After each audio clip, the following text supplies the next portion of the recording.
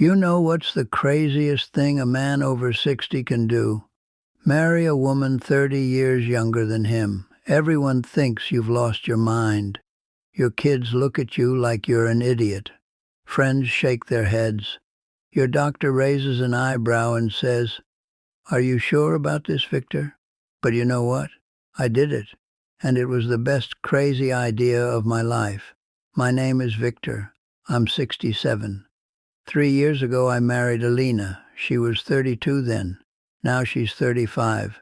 And she's sitting in the next room, shopping online for a new handbag. Gucci, if you're wondering. My credit card is already trembling in fear. I live in a spacious apartment downtown. It used to be quiet here, boring. I'd come home from work, eat dinner in front of the TV, go to bed at 9. My life was predictable, like a clock's pendulum, tick-tock, tick-tock, day after day, year after year.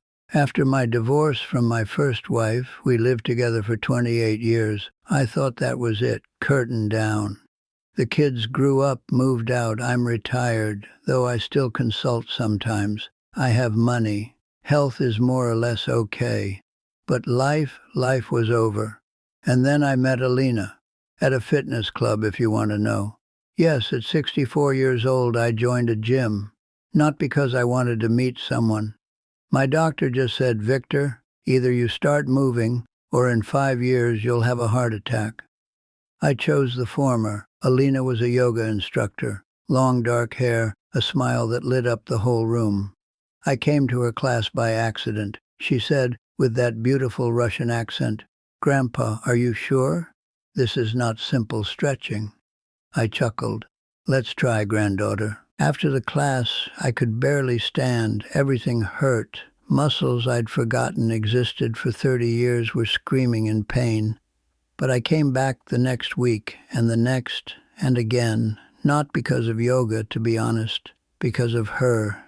We started talking, first about weather, about music she played during classes, then about life. Turns out we had a lot in common. She loved old movies. So did I. She adored traveling. I'd traveled half the world in my youth. One day I invited her for coffee. She agreed. We talked for 3 hours. Then there was dinner. Then theater. Then, well, you understand. My kids, when they found out, held a family meeting. Without me, naturally. Then all three came to see me. Serious faces. My son, older daughter, younger daughter.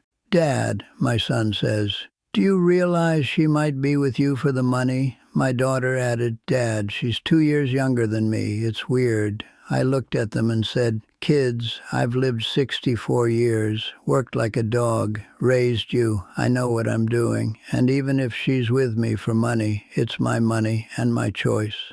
They went silent. We didn't return to this topic again. Well, almost didn't. 6 months later, Alina and I got married. Small ceremony, close friends. The kids came, but looked like they were attending a funeral, and then the real life began. You know what nobody tells you about marrying a young woman? That it's damn hard. Physically, emotionally, financially, especially financially. Alina, she's amazing. I adore her. But my God, she requires attention. Constant attention. "Vitya," she calls me in that sweet Russian way. "Let's go to this new restaurant." "Vitya, everyone's going to Dubai. Let's go too." "Vitya, look at this beautiful dress. Yes, it costs as much as my monthly salary when I was still working, but it's worth it." I'm not complaining. No, really. It's just that I was used to living differently. Before, I could wear the same shirt for 2 weeks and didn't care. Now I have a wardrobe like an Italian mobster, Hugo Boss suits, watches that cost as much as a used car. Because Alina says, with that Russian directness, "Vitya, you must look appropriate. We are not pensioners. We are not pensioners. We go to concerts. To clubs sometimes. Yes, I, a 67-year-old guy standing in a club with a cocktail in my hand while 25-year-olds are jumping around. And you know what? I like it. I feel alive. But here's what's really difficult. The bedroom, let's be honest. At my age, everything is not like it was at 20, not even like at 40, not even like at 50. Alina is young. She has needs. She wants intimacy, often. The first months I tried to manage on my own. But damn it, it was tough. I'd wake up in the morning completely exhausted, thinking, Lord, maybe I should just lie down and die right now. That would be easier. So I went to the doctor, told him everything as it is. He smirked. Victor, you know how many men your age tell me this after marrying young women? Here's a prescription. Viagra, my new best friend. I take it by handfuls. Well, not literally handfuls, but more often than I'd like. And you know what? It works. But that's not all. I started doing yoga seriously. Those same classes where Alina and I met. Turns out yoga really helps with flexibility and stamina. And also, and this is the funniest part, I do Kegel exercises. Yes, the same ones they tell women about after childbirth.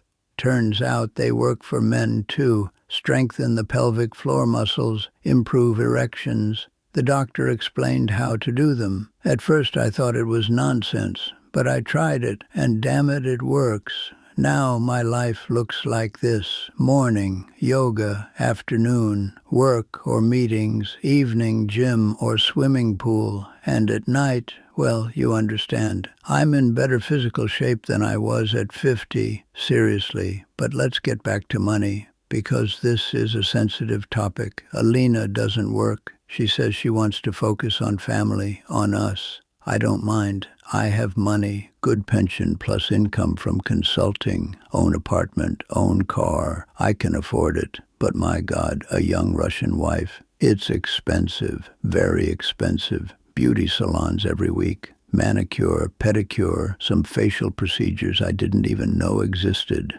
Clothes, shoes, bags, trips, restaurants. I used to be able to live a month on $1,000, easily. Now 1,000 disappears over a weekend, sometimes in one evening. But you know what? I don't care, because I'm happy. Life has meaning again. I wake up in the morning and see a beautiful Russian woman next to me. She smiles at me, kisses me, says, in that accent I love, "Good morning, my love," and I want to live, want to do something, want to be better. Before, I was just existing, simply existing through my days, waiting for the end. Now, I'm living. Really living. Yes, it's hard. Yes, it's expensive. Yes, I have to take pills and do exercises for muscles I never thought about before. But it's worth it. You know what's funny? My friends my age look at me with envy. They sit at home with wives their own age, watch TV, discuss their ailments, and I travel, go to concerts, have sex, live. One of my friends, Sergei, he's 69, recently told me, Vitya, you know, I look at you and think, damn, maybe I should try this too. I laughed. Seryosha, try it. Just prepare your credit card and buy Viagra in bulk. But seriously, if you're listening to this and you're over 60 and you're thinking, maybe I should find someone young too, I'll tell you honestly, it's not for everyone. You need to be ready, physically, emotionally, financially. You need to understand that a young woman, especially a beautiful Russian one, is not a grandmother who'll drink tea with you in the evenings. It's energy, it's life, it's demands, it's attention 24/7, it's money, lots of money. But if you have health, if you have money, if you're ready to work on yourself, try it. Honestly, it's worth it. You'll feel young again. You'll remember what it means to live, not just exist. Yes, your kids will be against it. Yes, friends will look at you sideways. Yes, on the street people will turn around and whisper, let them. It's your life, your final years. Do you want to spend them in silence and boredom or in madness and happiness? I chose the latter, and I don't regret it for a second. Even when Alina shows me another bag for $5,000 and says in that Russian accent, Vitya, look how beautiful. Even then I don't regret it, because I see her happy face, and that makes me happy. Life is short, my friends, especially when you're over 60. Don't waste the rest of your time slowly fading away. If there's a chance to burn bright, grab it, even if you have to take Viagra and do Kegel exercises for it. Thank you for listening to my story. If it made you think, if it inspired you, subscribe to the channel. I'll tell you more about how to live a full life after 60. Take care of yourself, and remember, you're never too old to start again. Now, excuse me, I need to go. Alina is calling me to look at a new shoe collection. My credit card is crying, but I'm smiling. See you soon.